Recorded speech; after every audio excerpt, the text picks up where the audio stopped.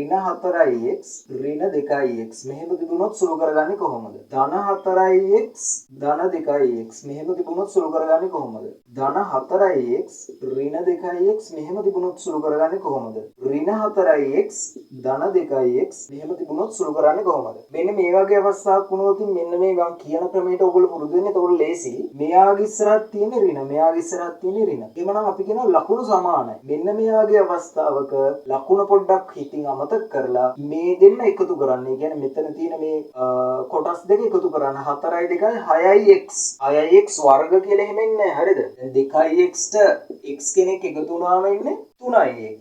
හැබැයි 2යි x කියන කෙනා x ගෙන් ಗುಣ වුණොත් අපිට එනවා 2යි x වර්ග. ಗುಣ කිරීම කියන්නේ වෙනම ගණිත කර්මයක්, එකතු කිරීම කියන්නේ වෙනම ගණිත කර්මයක්. එතකොට මේ දෙන්න එකතු කරාම 6යි x. මේ දෙන්නටම පොදු වෙච්ච ලකුණ තමයි උත්තරේට එන්නේ. දැන් මෙතනක් තියෙන ඍණ මෙතනක් තියෙන ඍණ. එහෙනම් මේ උත්තරෙත් ඍණ. ඒ වගේම තමයි මේකත් නේ. ලකුණු සමානයි. මෙයක් ධන මෙයක් ධන. එහෙනම් මේ දෙන්න එකතු කරනවා. එතකොට 6යි x උත්තරේට එන්නේ මේ දෙන්නටම පොදු වෙච්ච ලකුණ ධන. හරිනේ? මෙතන ලකුණ එන්නේ ඍණ. ඊට පස්සේ මේ දෙන්න. දැන් ලකුණු අසමානයි. මෙයා ධන මෙයා ඍණ. ලකුණු අසමාන නම් ලකුණ පොඩ්ඩක් ඉතින් අමතක කරලා වැඩි කෙනාගෙන් අඩු කෙනා අඩු කරන්න.